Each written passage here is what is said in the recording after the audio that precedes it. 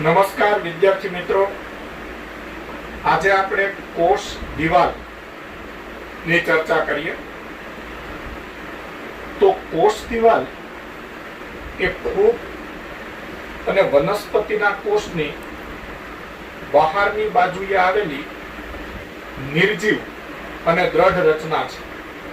અહીં તમે બે આકૃતિ જોઈ રહ્યા છો, તો તેમાં તમને સ્પષ્ટ ખ્યાલ આવે છે કે આ વનસ્પતિ કોષ છે, આ પ્રાણી કોષ છે. તો વનસ્પતિના કોષમાં સૌથી બહારની બાજુએ જ્યાં નિર્જીવ આવરણ આવેલું હોય છે તેને કોષ દિવાલ કહેવાય. પ્રાણી કોષને કોષ દિવાલ હોતી નથી. આ પ્રાણી કોષની આકૃતિ છે. તો પ્રાણી કોષમાં સૌથી બહારની બાજુએ જે પટલ આવેલું હોય છે તે કોષરસ પટલ હોય છે, અને વનસ્પતિના કોષમાં સૌથી બહારની બાજુએ કોષ દિવાલ હોય છે. વનસ્પતિના કોષમાં કોષરસ પટલ કોષ દિવાલની અંદરની બાજુએ આવેલું હોય. એટલે અહીં જે આ આકૃતિ છે એમાં સૌથી બહારની બાજુએ આ કોષ દિવાલ છે અને તેની અંદરની બાજુએ આ કોષરસ પટલ છે.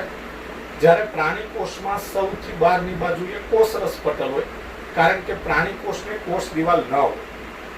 તો કોષ દિવાલ ફૂગ અને વનસ્પતિના કોષની બહારની બાજુએ આવેલી નિર્જીવ અને દ્રઢ રચના છે. કોષ દિવાલના બંધારણીય ઘટકોની વાત કરીએ તો લીલની કોષ દિવાલ સેલ્યુલોઝ, ગેલેક્ટન્સ, મેનોઝ અને કેલ્શિયમ કાર્બોનેટ જેવા પદાર્થોની બનેલી હોય છે. આ પદાર્થોના નામ ખાસ યાદ રાખવા, કારણ કે તે એમસીક્યુ માટે પૂછાય તેવા છે. અન્ય વનસ્પતિની કોષ દિવાલ સેલ્યુલોઝ, હેમિસેલ્યુલોઝ, પેક્ટિન અને પ્રોટીનની બનેલી છે. વનસ્પતિના જે તરુણ કોષ હોય છે તેમાં પ્રાથમિક કોષ દિવાલ હોય છે, અને પછી ધીમે ધીમે આ પ્રાથમિક કોષ દિવાલની અંદરની બાજુએ કેટલાક પદાર્થોની જમાવટ થાય છે, એટલે દ્વિતીયક કોષ દિવાલનું નિર્માણ થાય છે. જો કે પર્ણના કોષો, ફળના કોષો, તેમાં ફક્ત પ્રાથમિક કોષ દિવાલ જ હોય છે. દ્વિતીયક કોષ દિવાલ માટે પ્રાથમિક કોષ દિવાલની અંદરની બાજુએ લિગ્નિન, પેક્ટિન વગેરે જેવા પદાર્થોનું સ્થૂલન એટલે કે જમાવટ થાય છે. કોષ દિવાલના કાર્યોની ચર્ચા કરીએ તો કોષ દિવાલ કોષને આકાર આપે છે. આ ઉપરાંત કોષને યાંત્રિક નુકસાન અને ચેપથી રક્ષણ આપે છે, તથા કોષ દિવાલ કોષો વચ્ચેનો સંપર્ક બનાવે છે અને અનિચ્છનીય પદાર્થોને એટલે કે અનૈચ્છિક પદાર્થોને કોષની અંદર દાખલ થવા ન દે. તો આ કોષ દિવાલના કાર્ય છે. રિપીટ કરું, કોષ દિવાલનું સ્થાન ફૂગ અને વનસ્પતિના કોષની બહારની બાજુએ આવેલી નિર્જીવ અને દ્રઢ રચના છે. એટલે કે કોષ દિવાલ ફૂગ અને વનસ્પતિના કોષમાં જ હોય, પ્રાણી કોષમાં કોષ દિવાલ ન હોય. બંધારણીય ઘટકો તો લીલની કોષ દિવાલ સેલ્યુલોઝ, ગેલેક્ટન્સ, મેનોઝ અને કેલ્શિયમ કાર્બોનેટની બનેલી છે. અન્ય વનસ્પતિની કોષ દિવાલ સેલ્યુલોઝ, હેમિસેલ્યુલોઝ, પેક્ટિન અને પ્રોટીનની બનેલી છે. વનસ્પતિના તરુણ કોષમાં પ્રાથમિક કોષ દિવાલ હોય છે. આ પ્રાથમિક કોષ દિવાલની અંદરની બાજુએ લિગ્નિન, પેક્ટિન વગેરે જેવા પદાર્થોનું સ્થૂલન થવાથી દ્વિતીયક કોષ દિવાલનું નિર્માણ થાય છે. જો કે પર્ણના કોષો, ફળના કોષો જેવા કેટલાક વનસ્પતિના કોષોમાં માત્ર પ્રાથમિક કોષ દિવાલ જ હોય છે. કોષ દિવાલના કાર્યની વાત કરીએ, તે કોષને આકાર આપે છે, યાંત્રિક નુકસાન અને ચેપથી રક્ષણ આપે છે, કોષો વચ્ચે સંપર્ક બનાવે છે અને અનિચ્છનીય અણુઓને કોષની અંદર દાખલ ન થવા દે. તો આ વાત થઈ કોષ દિવાલની. વિદ્યાર્થી મિત્રો, હવે આપણે અંતઃકોષરસ જાળ. અંતઃકોષરસ જાળ એટલે તેને ઇંગ્લિશમાં એન્ડોપ્લાઝમિક રેટિક્યુલમ, ટૂંકમાં ER કહેવાય. તેના વિશે ચર્ચા કરીએ. તો આ અંતઃકોષરસ જાળનું સ્થાન સુકોષ કેન્દ્રી કોષમાં તે હોય અને સુકોષ કેન્દ્રી કોષના સમગ્ર કોષરસમાં પથરાયેલ નાની નલિકામય રચનાઓનું જાળું છે. અહીં આકૃતિમાં તમે જોઈ રહ્યા છો, આ એક પ્રાણી કોષ છે. તો આ પ્રાણી કોષમાં સૌથી બહારની બાજુએ આ કોષરસ પટલ છે અને અંદર આ બધો કોષ રસ છે. આ કોષરસમાં આવી નલિકાઓનું જાળું પથરાયેલું હોય છે, તેને અંતઃકોષરસ જાળ કહેવાય. તો અંતઃકોષરસ જાળ સુકોષ કેન્દ્રી કોષના સમગ્ર કોષરસમાં પથરાયેલ નાની નલિકાઓનું જાળું છે. સુકોષ કેન્દ્રી કોષ એવો શબ્દ આપણે અહીંયા વાપર્યો છે. તો સુકોષ કેન્દ્રી કોષ તો પ્રાણી કોષો અને વનસ્પતિ કોષો, એના વિશે તમે જાણો છો. તો આ કોષો બે પ્રકારના હોય, એક સુકોષ કેન્દ્રી કોષ અને આદિ કોષ કેન્દ્રી કોષ. સુકોષ કેન્દ્રી કોષને ઇંગ્લિશમાં યુકેરિયોટિક સેલ કહેવાય, યુકેરિયોટિક કોષ. અને આદિ કોષ કેન્દ્રી કોષને પ્રોકેરિયોટિક સેલ કહેવાય. પણ સુકોષ કેન્દ્રી કોષ અને આદિ કોષ કેન્દ્રી કોષમાં ફરક શું? તો જે સુકોષ કેન્દ્રી કોષ હોય તેમાં કોષ કેન્દ્ર નામની અંગિકા સુવિકસિત હોય, એટલે તેને સુકોષ કેન્દ્રી કોષ કહેવાય. અહીં તમે આકૃતિમાં જોઈ રહ્યા છો કે આ પ્રાણી કોષની આકૃતિ છે અને આ સુકોષ કેન્દ્રી કોષ છે. તો એમાં વચ્ચે કોષ કેન્દ્ર છે. કોષ કેન્દ્રમાં આ બહારની બાજુએ જે તેનું આવરણ છે તેને કોષ કેન્દ્ર પટલ કહેવાય. અને કોષ કેન્દ્રમાં અંદર આવી ગોળ રચના દેખાય છે તે કોષ કેન્દ્રિકા છે. જો કોષ કેન્દ્રમાં કોષ કેન્દ્રિકા અને કોષ કેન્દ્ર પટલ એટલે કે કોષ કેન્દ્રિકા કોષની અંદર આવેલી રચના અને કોષ કેન્દ્ર પટલ એ કોષ કેન્દ્રમાં બહારની બાજુએ આવેલું, કોષ કેન્દ્રમાં બહારની બાજુએ આવેલું આવરણ છે. આ કોષ કેન્દ્રિકા અને કોષ કેન્દ્ર પટલ જો સુવિકસિત હોય તો તેવું કોષ કેન્દ્ર ધરાવતા કોષને સુકોષ કેન્દ્રી કોષ કહેવાય.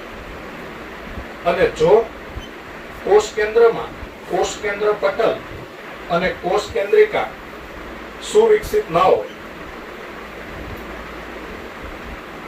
એટલે કે ગેરહાજર હોય, કોષ કેન્દ્ર પટલ અને કોષ કેન્દ્રિકા ગેરહાજર હોય તો તેવા કોષ કેન્દ્રને આદિ કોષ કેન્દ્રી કોષ કહેવાય.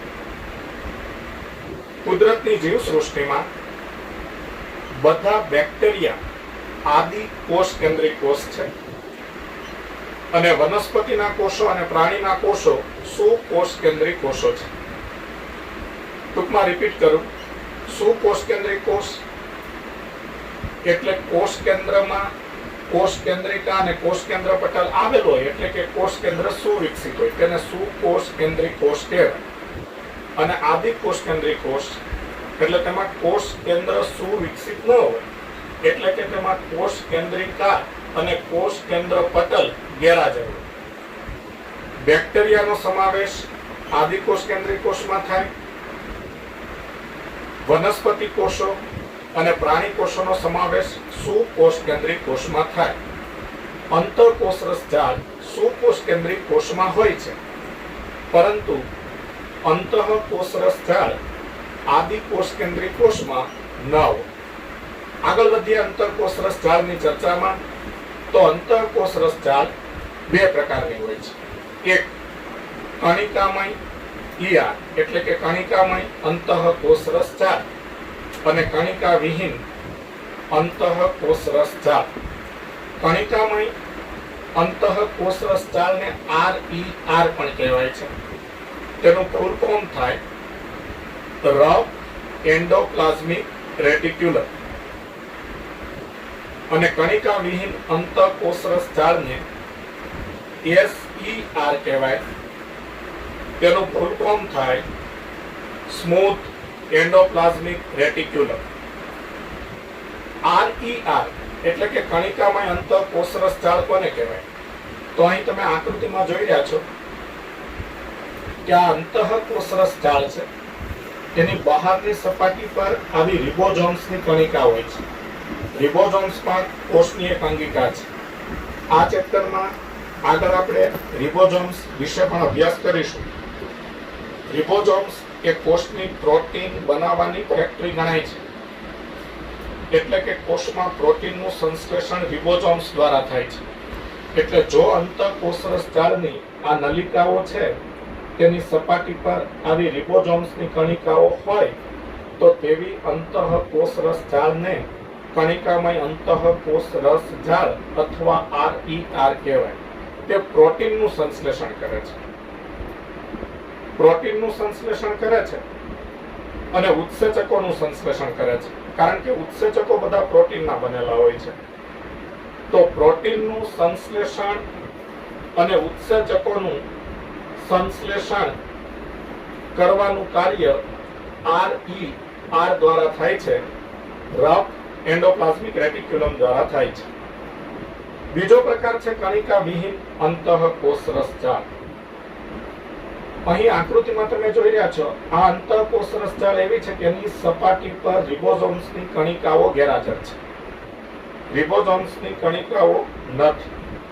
તો જે અંતઃકોષરસ જાળની સપાટી પર રિબોઝોમ્સની કણિકાઓ ન હોય તેને SER એટલે કે સ્મૂથ એન્ડોપ્લાઝમિક રેટિક્યુલમ કણિકા વિહીન અંતઃકોષરસ જાળ અથવા લીસી અંતઃકોષરસ જાળ કહેવાય.